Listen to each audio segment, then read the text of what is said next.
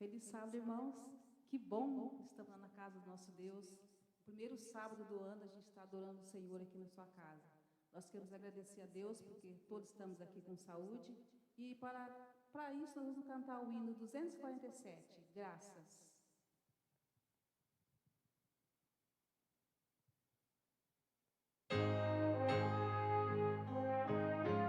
Fiquemos em pé, irmãos, por favor.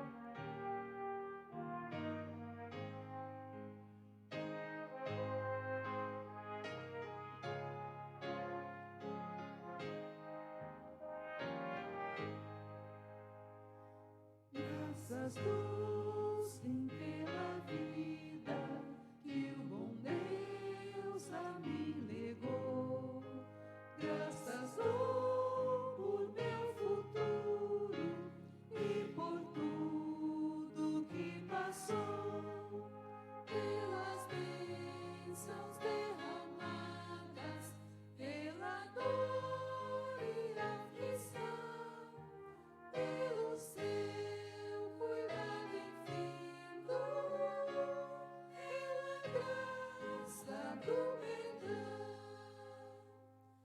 Graças pelo azul celeste e por nuvens que há também, pelas rosas do caminho e os espinhos que elas têm, pela hora, pela noite, pela estrela que brilhou, pela prece respondida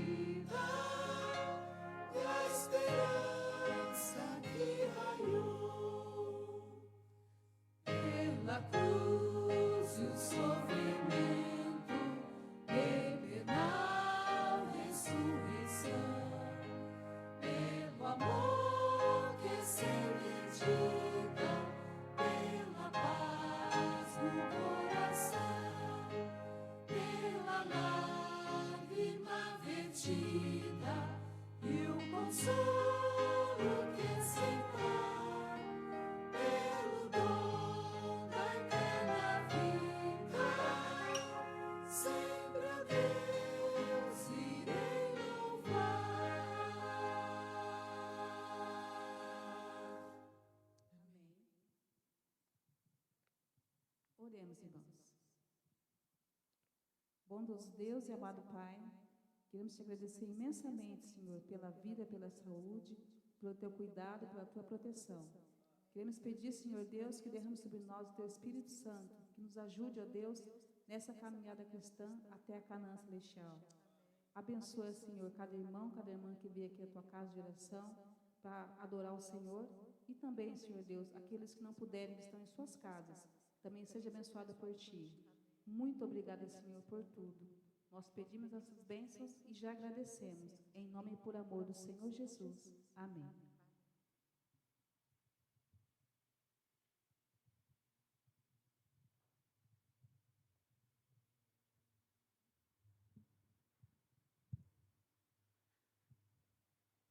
Um bom sábado para você que está nos assistindo desde sua casa, desde seus lares, através do YouTube, do Facebook, o canal da igreja.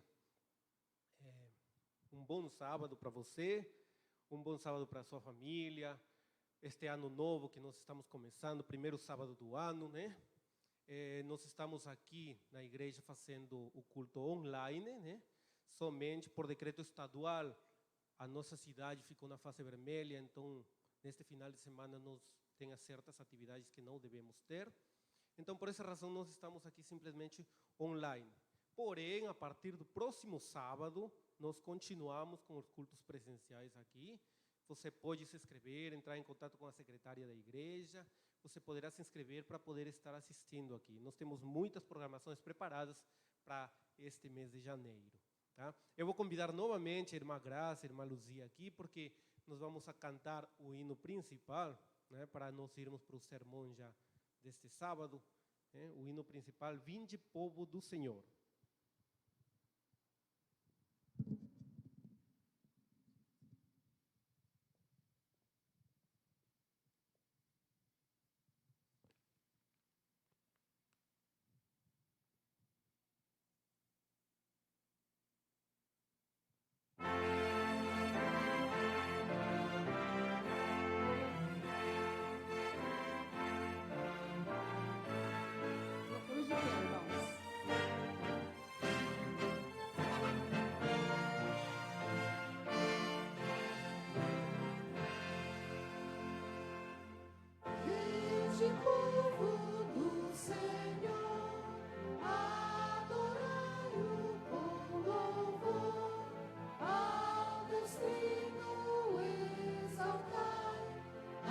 Jesus, a Deus o Pai, e ao Espírito de luz, que em bondade nos conduz, vinde, povo do Senhor, adorai o Deus de amor.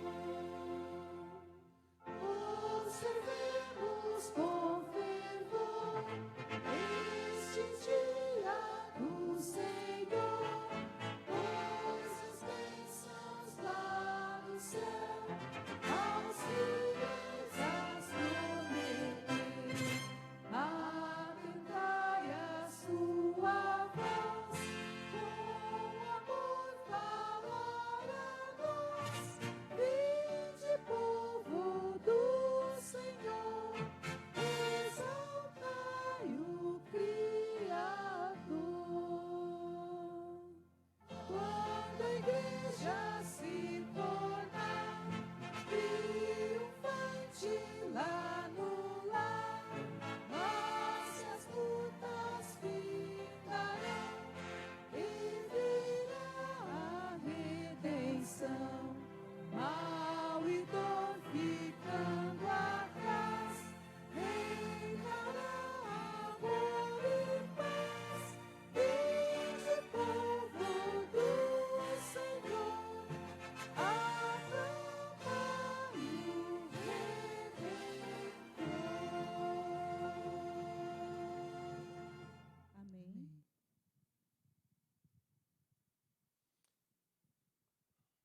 Vinde, povo do Senhor, nós começamos um novo ano com aquela mensagem especial aqui no nosso hino principal, Vinde, povo do Senhor. E agora nós vamos chamar aqui o meu amigo Tiago Alves, né? O Tiago é a pessoa que Deus escolheu para nos trazer a mensagem neste primeiro sábado do ano, neste dia tão especial de adoração. O Tiago, para quem não conhece, ele está com a máscara aí do NASP, inclusive, né, do NASP Engenheiro Coelho. O Tiago é professor do NASP Engenheiro Coelho, tá? Ele é formado em biologia, com mestrado e doutorado em genética. E vai aí mais uma propaganda que nós estaremos este mês aqui contando novamente outro sábado com a presença do Tiago, né? No final, no sábado 23, né? É 23 de janeiro, pela tarde, nós estaremos realizando uma live, tá? Uma live distrital. Nós vamos enviar a arte para todo mundo poder se inscrever, participar também. Claro que nós temos lugares reduzidos, mas nós estaremos... Qual será? O Tiago vai falar sobre isso já, vai falar qual que será o tema dessa live, né? Você já viu, o Tiago é da área de biológicas, então ele vai poder explicar-nos um pouco sobre vírus também nessa live, sobre vacina, sobre a pandemia. Eu vou deixar com ele agora, que é a apresentação, a mensagem principal. Para isso eu vou higienizar primeiramente o microfone para seguir todo o regulamento.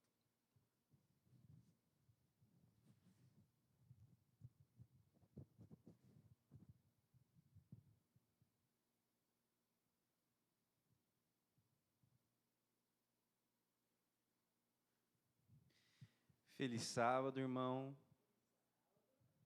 irmã, que está acompanhando essa transmissão. Agradeço ao professor Jorge pela apresentação, um grande amigo. Nós trabalhamos juntamente, de forma especial, no Núcleo de Estudos das Origens e no Núcleo de Integração de Fé e Ciência do NASP. Então, nós já realizamos algumas programações e eu tenho um grande apreço pelo professor Jorge. E agradeço mais uma vez o convite. O tema da mensagem dessa manhã será Ainda há Tempo. E eu começo essa mensagem com uma pergunta: como será esse ano de 2021? O que esse ano irá nos proporcionar? E ao pensar sobre essa questão, nós já levantamos algumas questões e esperanças, né? Como, será que vai surgir uma vacina? Será que essa situação que nós estamos vivendo agora irá passar? Vários questionamentos surgem. E, obviamente, esse ano foi marcado por um ano por ser um ano de insegurança, de certas incertezas, de distanciamento, tudo devido a um vírus, algo que aparentemente é tão simples e causou tanta destruição, tantas vidas perdidas, impediu o nosso convívio. Nós estamos aqui transmitindo via internet, online, essa apresentação devido a essa pandemia. E, aproveitando já o professor Jorge estendeu o convite, eu gostaria de reforçar. Eu estarei falando de forma mais específica, detalhando aspectos do vírus, da pandemia, e fazendo uma correlação com a nossa vida espiritual no penúltimo sábado desse mês de janeiro. E você é o meu convidado. A pandemia que nós estamos vivendo, ela deixou várias marcas em cada um de nós, na população de forma geral. Muitos passaram a viver num ambiente isolado, alguns perderam o emprego, alguns se viram impedidos de visitar parentes, e tudo isso gerou muita insegurança. Vários estudos têm apontado que os índices e pessoas que apresentaram depressão aumentou, taxas de suicídio também aumentaram durante essa pandemia, e tudo isso leva a gente a refletir sobre o futuro da humanidade. Além disso, talvez o aspecto que mais assolou a humanidade, cada um de nós, foi a possibilidade da morte, de perdermos parentes queridos, de nós mesmos ficarmos doentes. E tudo isso gera uma insegurança muito grande em cada um de nós. O mundo aparentemente está um caos. E a pergunta que eu faço para você é: será que a sua vida também está caótica ou não? Gostaria de convidar os irmãos, para a gente responder essa pergunta e refletir sobre ela, a abrirem suas Bíblias comigo no livro de Gênesis. Gênesis capítulo 1. Gênesis capítulo 1. E agora eu vou ler o capítulo e o versículo mais lidos da Bíblia, né? No princípio criou Deus os céus e a terra. A terra, porém, estava sem forma e vazia. Havia trevas sobre a face do abismo e o Espírito de Deus pairava sobre as águas. Então aqui nós temos, por que eu disse que é o mais lido? Porque infelizmente muitos fazem aquele propósito de começo de ano, eu espero que você faça esse propósito de fazer o ano bíblico, mas muitos param no livro de Gênesis, né? Infelizmente. Então esse é um propósito nobre. Então nesse ano de 2021, leia a Bíblia, reflita sobre ela, não apenas leia, mas estude a Bíblia. Pare, analise cada versículo, veja o contexto, tire lições para a sua vida. Esse é um bom propósito para esse ano de 2021. Mas voltando aqui ao contexto de Gênesis, nós vemos o relato da criação. Nós vemos uma terra inicialmente caótica, existem várias teorias trazendo a ideia que poderia haver uma terra sem forma e vazia pré-existente, que foi criada há muito tempo atrás. Outros dizem que essa terra foi criada um pouco tempo antes dessa semana da criação. Existem várias hipóteses que nós podemos considerar ao analisar esse termo: no princípio criou Deus os céus e a terra. Mas a narrativa começa descrevendo um cenário caótico. E o que acontece com esse cenário caótico? Ele passa a ser transformado pela interferência divina. Deus aparece e diz o quê? Haja luz. E Deus começa a organizar aquele cenário caótico. Então, a luz surge, Deus faz separação entre águas e águas, acima do firmamento, abaixo do firmamento. Deus cria a porção seca. Os luminares aparecem no céu. É como se Deus estivesse organizando o cenário inicialmente. Então Deus, Ele organiza a separação das águas, cria uma porção terrestre, o céu se torna claro, de tal forma que nós podemos, a partir do quarto dia, né, ver os luminares. E após organizar esse cenário, Deus começa a preencher esse cenário fantástico. Deus preenche a terra com plantas, árvores frondosas, vegetação. Os céus são preenchidos com as aves, as águas com vários animais aquáticos, o solo também, a terra é preenchida com animais no sexto dia, fantástico. E por fim, no sexto dia, finalzinho, é criado o ser humano, a imagem e a semelhança de Deus. É interessante que o relato bíblico traz que cada uma das criaturas de Deus foram feitas segundo a sua espécie. Esse termo é repetido de forma recorrente ao longo do relato de Gênesis. Entretanto, quando nós lemos o relato da criação do homem e da mulher, nós lemos que eles foram criados à imagem e à semelhança de Deus. No capítulo 2, ao nós continuarmos lendo o relato de Gênesis, muitos às vezes criam confusão entre o capítulo 1 e 2 de Gênesis, pensando que se tratam de relatos distintos. Não, é o mesmo relato com ênfases diferentes. No capítulo 2, nós vemos um versículo que eu gostaria de me demorar com vocês. O capítulo 2, versículo 7. Capítulo 2, versículo 7. Então, peço para o irmão que está acompanhando que abra sua Bíblia comigo, Gênesis capítulo 2, versículo 7. O que eu leio lá diz o seguinte: Então formou o Senhor Deus ao homem do pó da terra, e lhe soprou nas narinas o fôlego da vida, e o homem passou a ser alma vivente. A criação do homem é fantástica porque tem uma relação muito intimista. Deus, ele pega o barro, molda o ser humano e sopra o fôlego de vida naquele boneco de barro que ele acabara de criar. E o homem se torna alma vivente após o sopro de Deus. Nefesh Hayah, do hebraico. Alma vivente. Então, só recapitulando, Deus, ele cria uma criação perfeita, ele organiza aquele cenário caótico inicial que nós vimos, preenche esse cenário e cria o ser humano à sua imagem e semelhança, com essa criação mais próxima, soprando o fôlego de vida naquele ser humano. E quando nós lemos o último versículo do capítulo 1, volte um pouco aí, Gênesis capítulo 1, versículo 31, nós vemos que ao Deus contemplar a sua criação, o que ele diz? Viu Deus tudo quanto fizera, e eis que era muito bom. Então, quando Deus criou o mundo, a natureza, os animais, o ser humano, e ao observar toda a harmonia que existia, toda a complexidade da criação, ele afirma Deus, um ser perfeito, né, o ser mais glorioso que existe. Tudo é perfeito.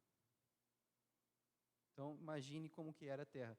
E às vezes é difícil a gente imaginar isso, considerando o cenário que a gente está vendo agora. Como eu disse para vocês, a gente está vendo um cenário que parece caótico, nós vemos muitas coisas que parecem não apontar para um Deus por detrás de tudo, parece que as coisas estão fora do controle. Mas nós sabemos que as coisas começaram a fugir e a escapar desse cenário harmonioso depois que o pecado entrou nesse mundo. Obviamente, Deus continua controlando todas as coisas, apesar de algumas incompreensões nossas. Entretanto, o pecado ele acabou manchando essa perfeição da criação de Deus. E nós vemos o relato de como isso aconteceu no capítulo 3 de Gênesis. Então, vire a página da sua Bíblia e você vai agora acompanhar comigo o capítulo 3, a queda do homem. Então, após essa criação maravilhosa, após o homem estar nesse cenário paradisíaco, entender a forma como ele havia criado, a sua relação com Deus, entender também essa questão da relação matrimonial. Deus criou uma auxiliadora idônea para Adão, Eva. Aquele ambiente fantástico foi manchado pelo pecado. Tudo isso começou com uma dúvida que foi colocada na cabeça de Eva, inicialmente. Será que Deus realmente disse a verdade para você? Será que Deus realmente quer o melhor para você? e Eva, infelizmente, desconfiou do seu Criador.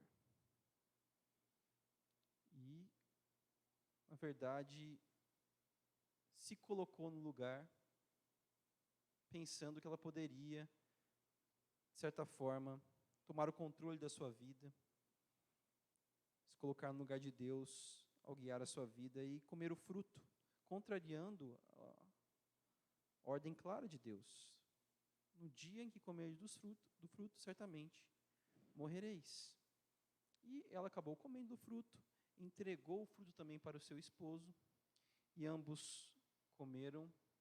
E é interessante porque nós vemos que o primeiro sintoma, depois dessa infecção do vírus do pecado, no casal, foi aquela harmonia, ela deixou de existir. Um passa a acusar o outro. Então, Adão aponta para Eva e diz, olha, Senhor, foi a mulher que me deste. E cada um vai colocando a culpa na serpente. E Deus, da sua forma misericordiosa, amorosa, Deus, ele vai relatando as consequências do pecado. Olha, vocês fizeram essa escolha, agora vai acontecer isso, e vai retratando todas as consequências do pecado. E durante esse relato de Deus, ele deixa claro algumas consequências e ele amaldiçoa a terra, amaldiçoa a serpente, mas não amaldiçoa o casal. Por quê? Porque, apesar do casal ter escolhido se afastar de Deus, ele se oferece como a solução.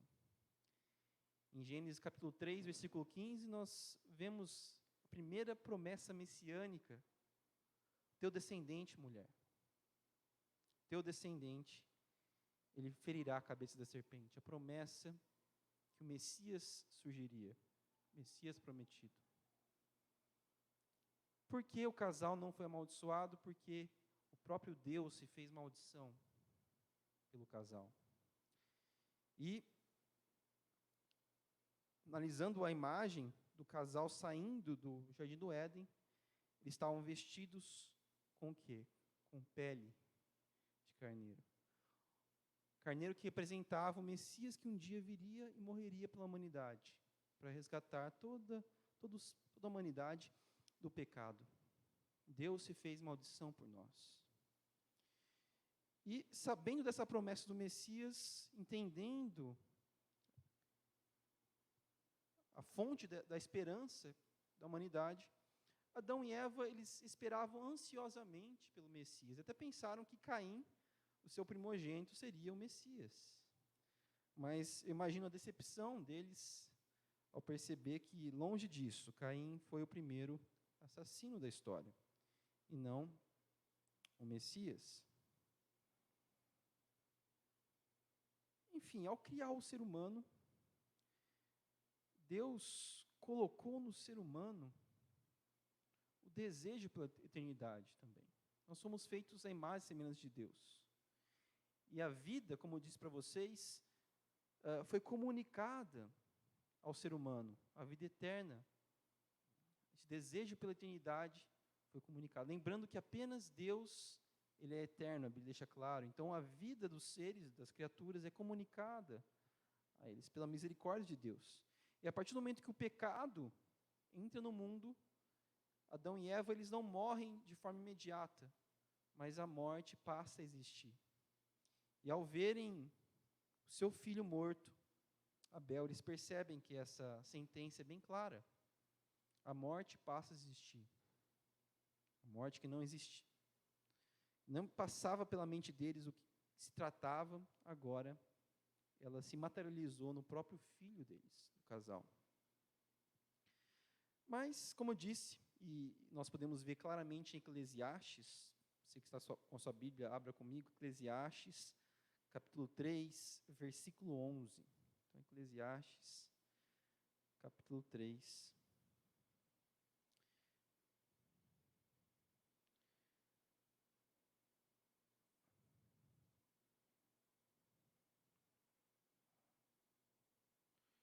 Versículo 11.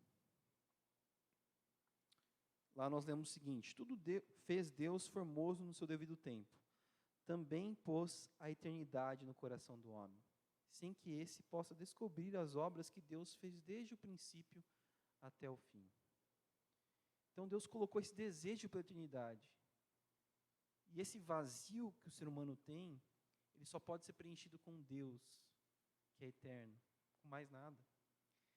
Isso explica também a nossa dificuldade de lidarmos com a morte, nossa insegurança, ficamos inconformados com essa realidade. Então, obviamente, uma pandemia que coloca em ameaça vidas de queridos, nossa própria vida, vida de pessoas, isso incomoda, porque nós não fomos feitos para morrer. O pecado entrou nesse mundo e acarretou na existência da morte. Mas eu gostaria que você guardasse tudo que eu falei até agora, e nós vamos agora para uma outra história. E no final eu irei correlacionar o relato bíblico da criação com essa outra história. Eu convido os irmãos a abrirem suas Bíblias comigo em Gênesis capítulo 37. Gênesis capítulo 37.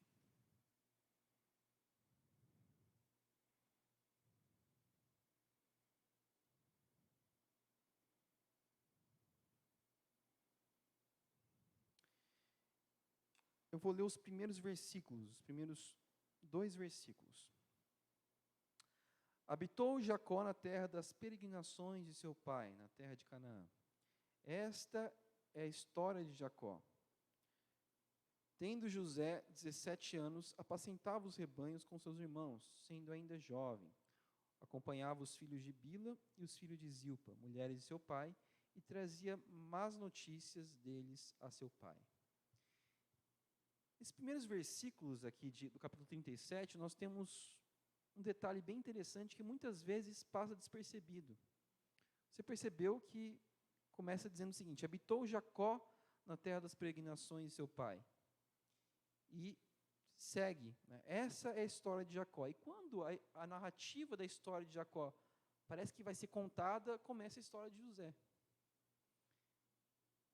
Comum isso nos relatos bíblicos, por quê? Porque na lógica bíblica, quem conta a história do pai é o filho, sempre assim. Então, nós vemos inclusive promessas, bênçãos de Deus, prometidas a um patriarca, muitas vezes se materializam na vida dos filhos, e não na vida deles. Porque o filho é uma continuidade, e as promessas, as bênçãos vão se materializar no filho. E José aqui era o filho que obedecia ao pai, seguia os ensinamentos, era um filho obediente, mas José também tinha um comportamento, muitas vezes, não tão sábio ao relatar todos os delitos, vamos dizer assim, o que os seus irmãos faziam ao seu pai. E Jacó também, ele tinha uma certa predileção por José. Isso incomodava os irmãos. Os irmãos percebiam claramente isso, essa predileção, e isso foi alimentando uma rixa familiar. Nós sabemos da história, mas eu gostaria de ler com detalhes com vocês aqui, capítulo 37, os versículos 18 a 26. Então, 37, versículos 18 a 26. De longe o viram, e antes que chegasse, conspiraram contra ele para o matar. E dizia um ao outro: vem lá o tal sonhador. Vinde, pois, agora, matemo-lo e lancemo-lo numa dessas cisternas. E diremos: um animal selvagem o comeu, e vejamos em que lhe darão os sonhos. Então, e daí o irmão Rubem, também lhe disse Rubem, mas Rubem, aqui o 21, ouvindo isso, livrou-o das mãos dele e disse: não lhe tiremos a vida. Também lhes disse Rubem: não derrameis sangue, lançai-o nessa cisterna que está no deserto, e não ponhais mãos sobre ele. Isso disse para o livrar deles, a fim de o restituir a seu pai.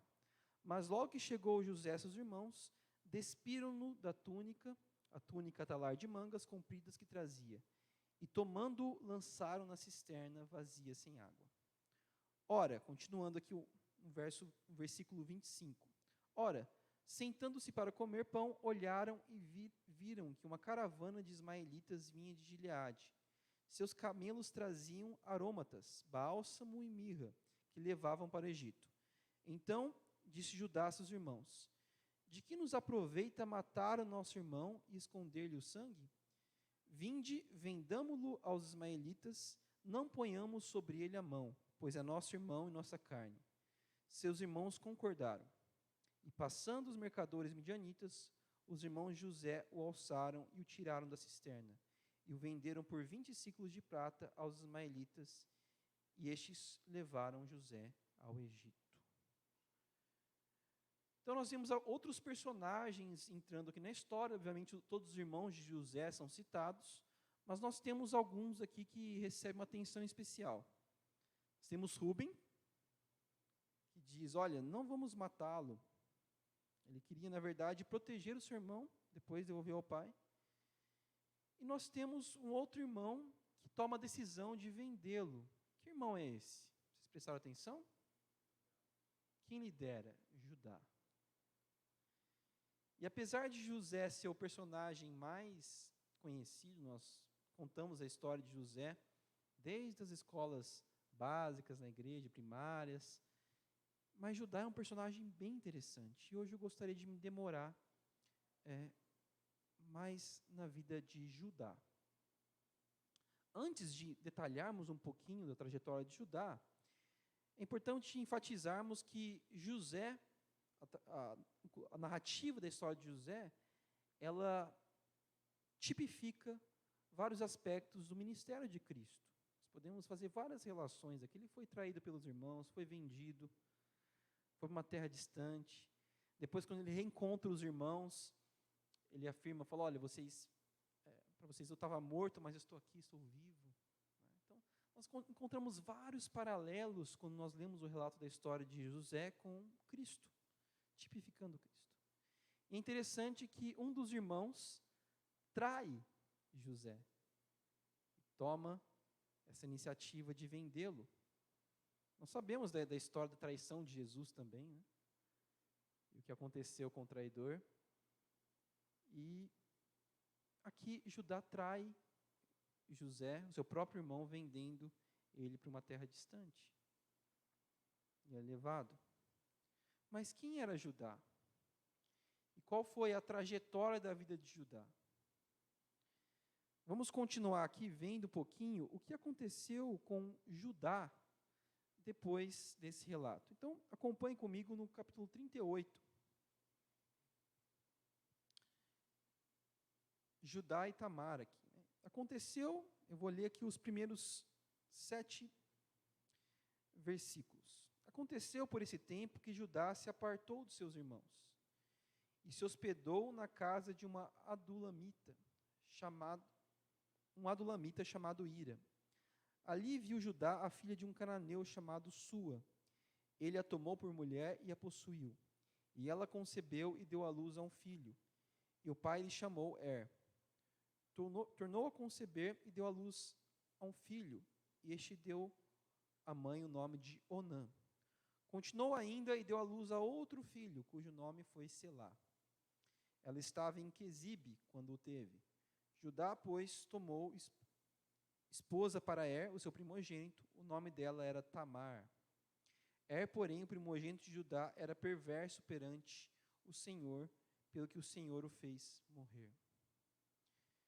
Então, nós temos vários detalhes interessantes nessa narrativa, mas o primeiro é o seguinte: Judá, filho do patriarca, aquele que levava as promessas de Deus, o que ele faz? Qual a decisão dele? Vou deixar meus irmãos.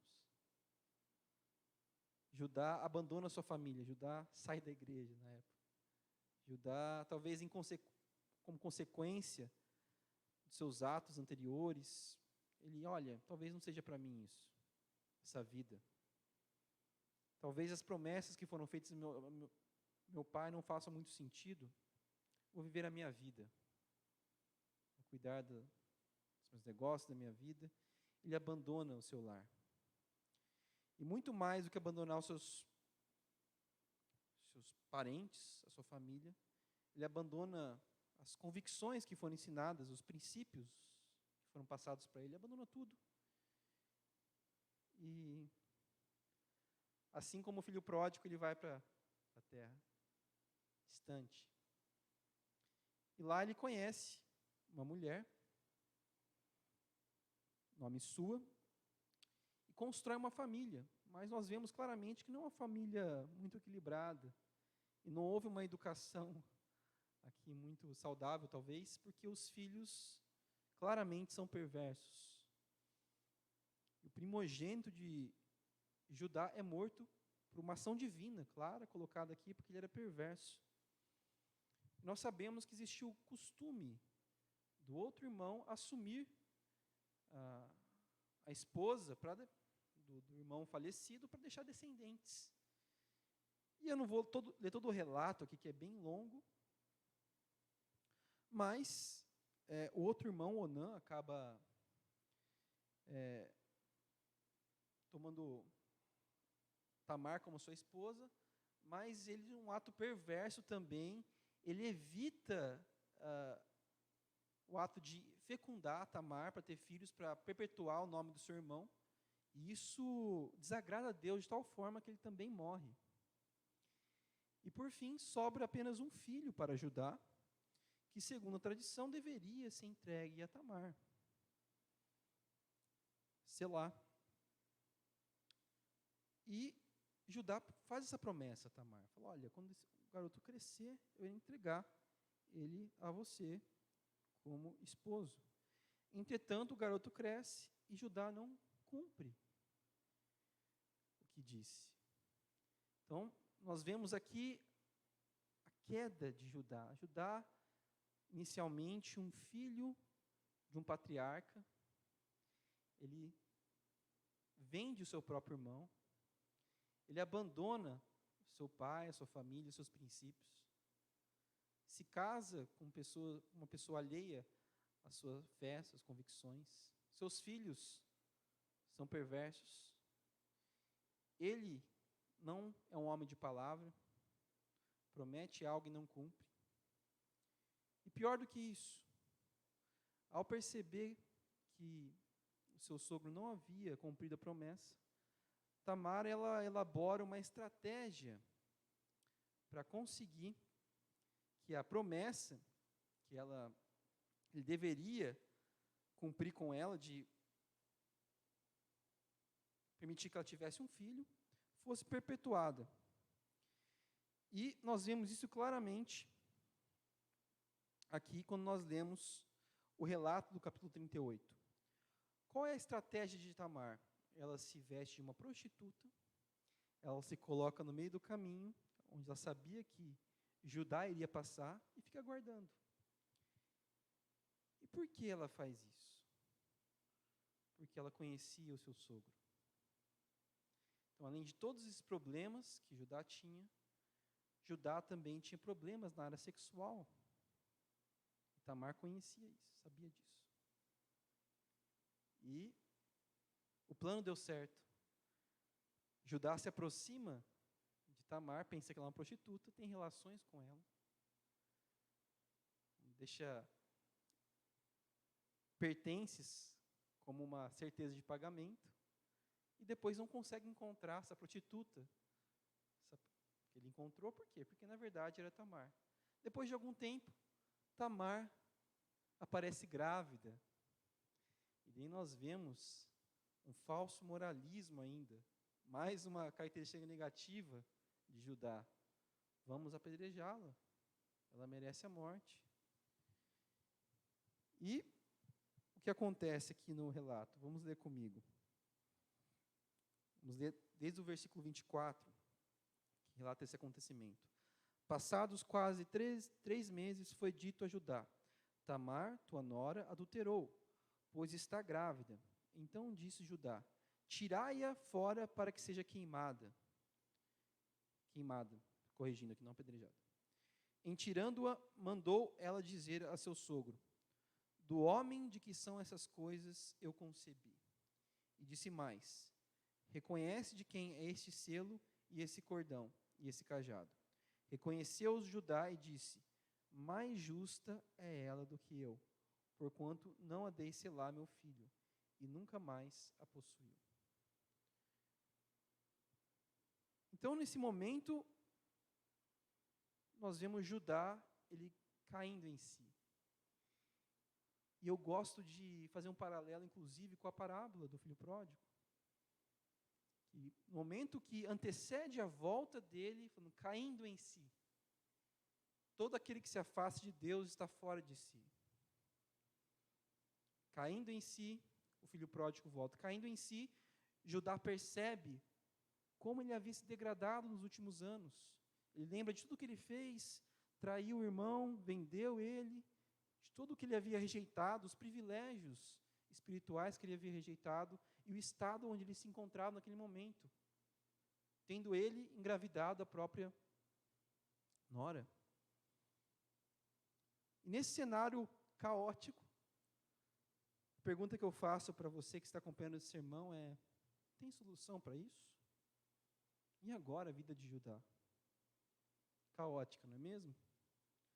Perdeu os filhos, não foi um pai bem-sucedido, provavelmente o marido também, como o marido deixou de desejar.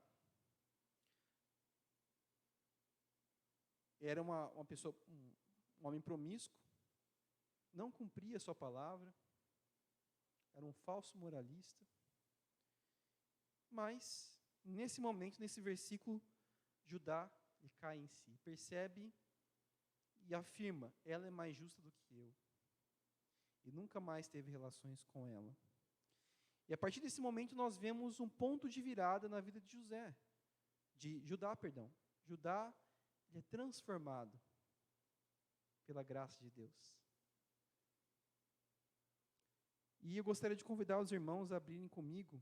Nós vamos ver já esses sinais dessa transformação no capítulo 44, Gênesis, capítulo 44. Abram suas Bíblias comigo, Gênesis capítulo 44, versículos 12 a 18.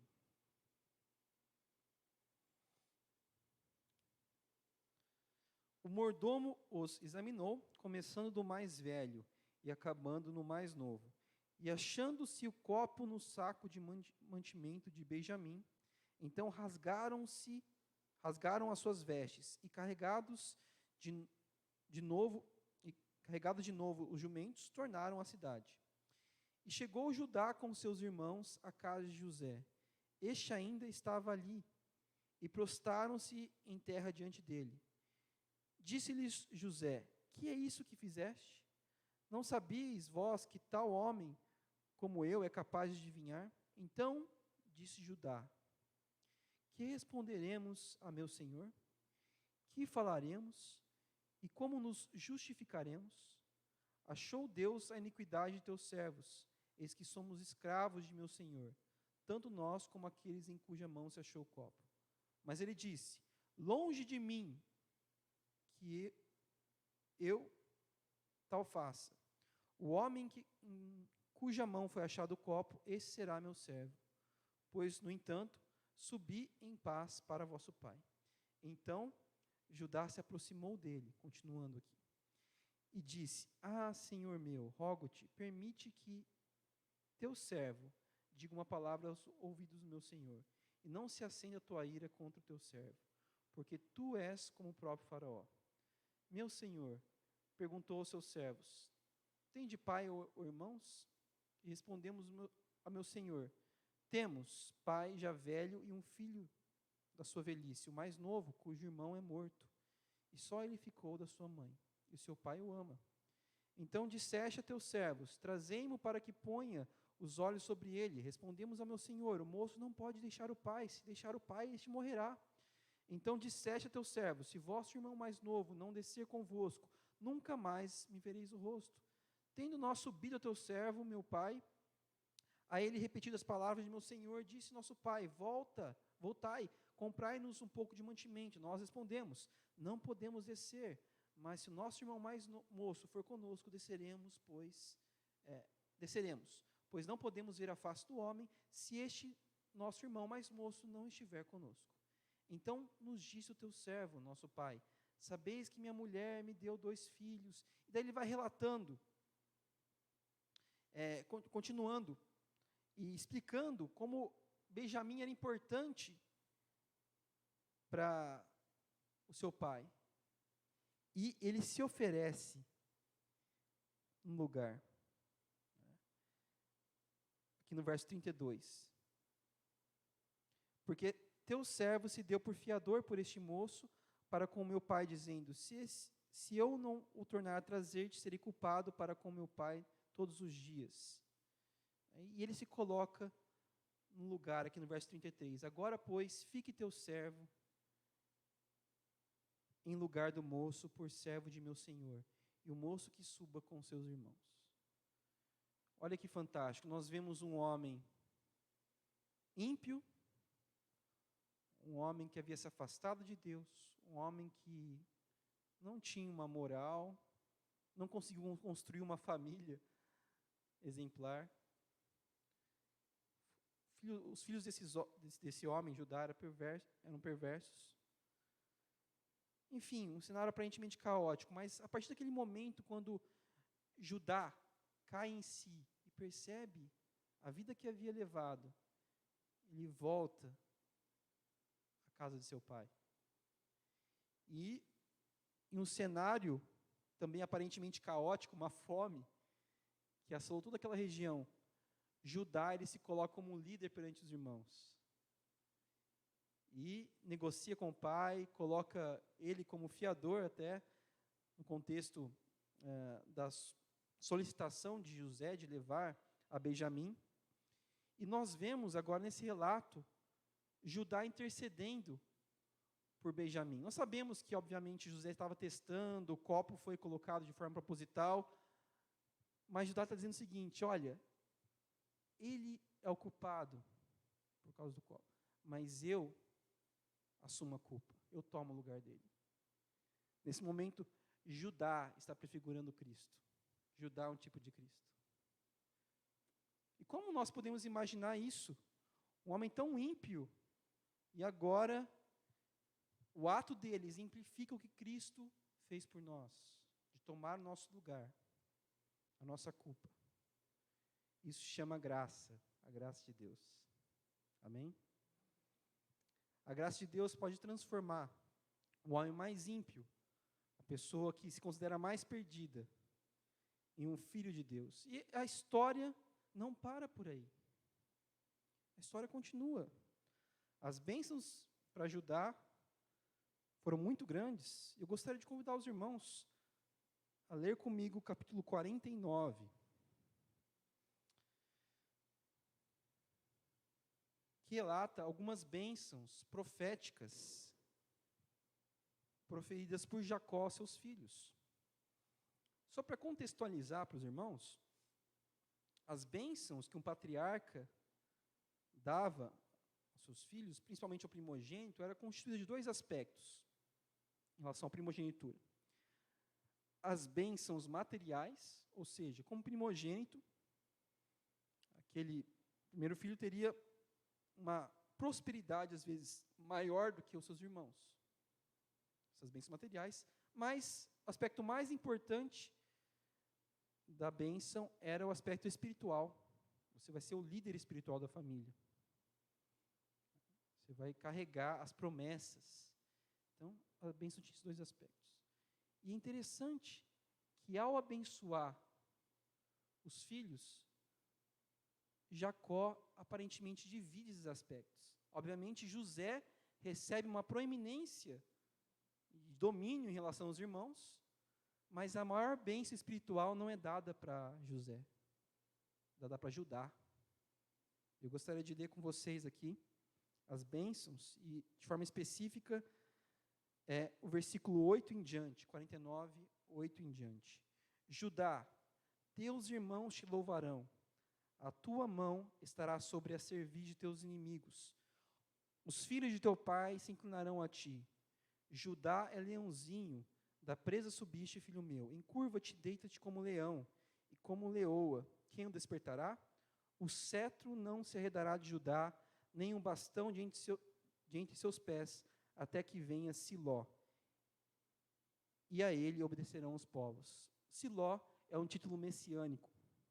Está dizendo Judá, o Messias prometido, aquele que Adão e Eva estavam aguardando, aquele que todas as gerações estiveram aguardando. Ele vai vir através da tua descendência, Judá. O leão de Judá, leãozinho, né? Então nós vemos um homem que havia abandonado os caminhos de Deus, havia descido no poço da degradação moral. E nesse momento Deus diz para Judá: Judá, o Messias vem da tua descendência, Judá. A salvação vem da tua descendência. Nesse cenário eu gostaria de voltar agora. Lembra que eu disse que eu ia relatar inicialmente o relato da criação, que nós conversamos um pouquinho, e agora vamos fazer um link com a história de Judá. Ao nós analisarmos o relato da criação, capítulo 1 de Gênesis, nós vemos um cenário caótico. Uma terra sem forma e vazia, e nós vemos Deus entrando nesse cenário, organizando esse cenário, deixando ele perfeito. De tal forma que Deus olha para tudo que ele havia criado e diz: é muito bom. Da mesma forma, Deus olha para a vida de Judá, talvez olhe para a minha e para a sua vida, que pode estar caótica. E Deus, onde nós vemos impossibilidades, Ele vê muitas possibilidades. Deus vai organizando nossa vida, limpando, organizando os cenários da nossa vida, preenchendo os cenários com coisas belas. Então, irmãos, como eu disse, o mundo aparentemente está caótico, mas a sua vida não precisa estar caótica. Se ela estiver, entregue-se a Deus essa manhã. Não há impossibilidades para Deus. O mesmo Deus que criou todas as coisas é o Deus que está ao seu lado. O último versículo que gostaria de ler com os irmãos, que é muito utilizado, inclusive, em estudos bíblicos, 2 Timóteo 3,16, um versículo bem conhecido.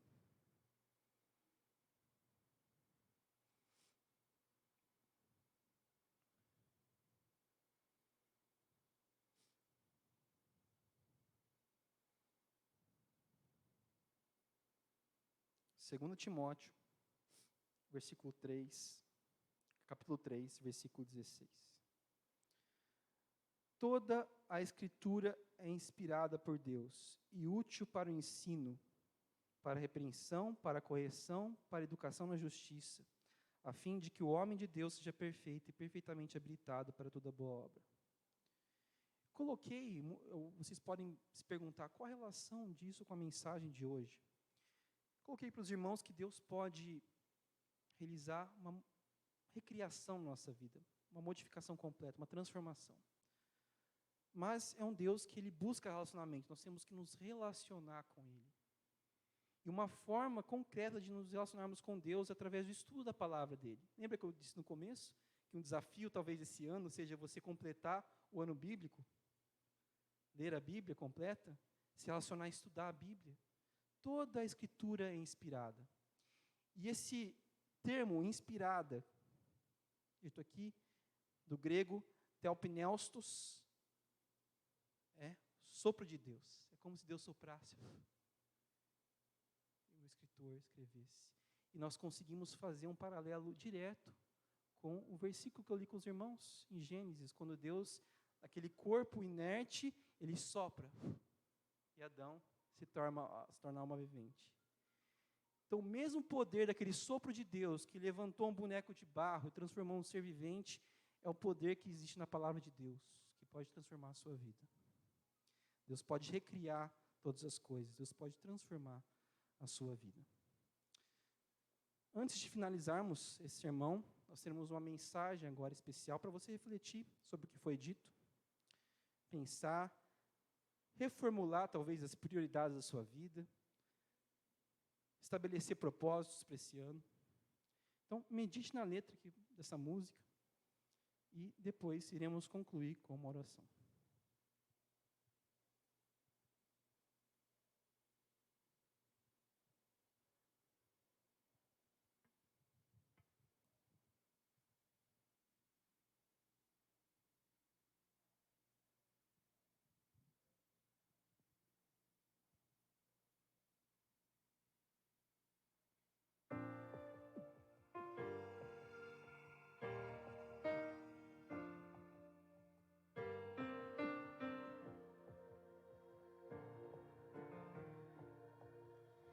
Ricos e pobres, plebeus e nobres, diante do trono de Deus. Salvos, perdidos, santos, remidos, a face verão de Deus e se renderão.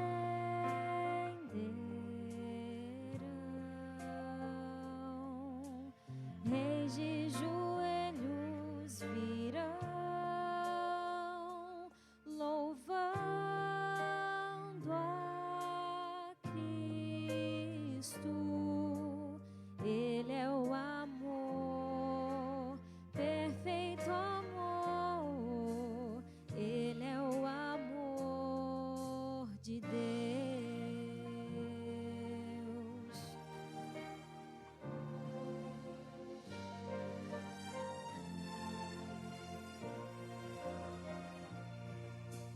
Rios e vales, montanhas e mares, teu nome irão louvar. Maravilhoso, amigo bondoso, para sempre irá reinar e se renderão.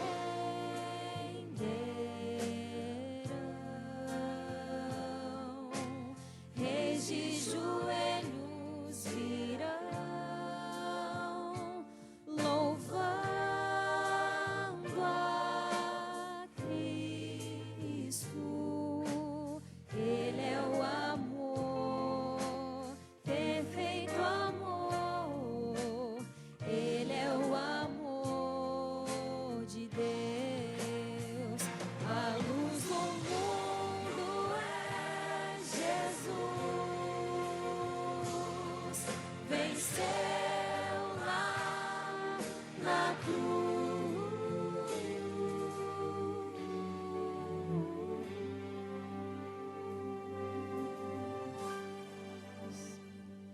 e se renderão.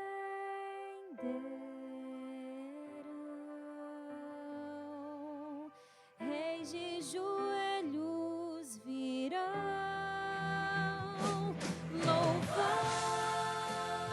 a Cristo, louvando a Cristo, louvando a Cristo.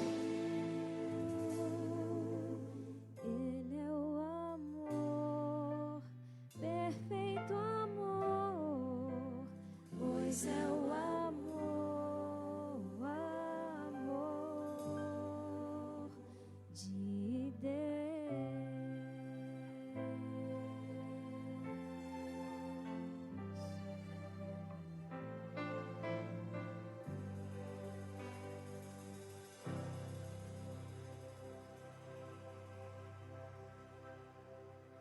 Vamos falar com Deus? Querido Deus, muito obrigado, Senhor, pelo seu amor, pela sua graça.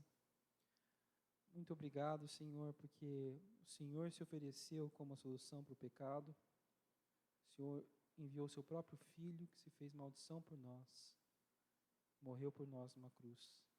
O leão de Judá, Senhor, fez carne e habitou entre nós e morreu para nos salvar. Senhor, em meio a esse caos, aparente caos que nós vivemos, de um mundo onde nós não sabemos quais serão os próximos capítulos da história, como será esse ano agora de 2021, nós queremos colocar nossas vidas em Tuas mãos, porque não importa como o mundo esteja, as variáveis, importa como a nossa vida está, Senhor, contigo, importa como está nosso relacionamento contigo, ó Pai. Senhor, nos dê sabedoria, nos dê compreensão, nos dê, Senhor, a noção, Senhor, de que o que é mais importante na nossa vida é a comunhão contigo, é nós buscarmos o Senhor, e não importa quão caótica possa estar a nossa vida, o Senhor pode transformá-la, Senhor. E agradecemos porque o Senhor continua estendendo a sua graça a todos nós. Esteja conosco, Senhor, durante esse ano que está começando agora. É isso que eu te peço e agradeço, em nome de Jesus. Amém.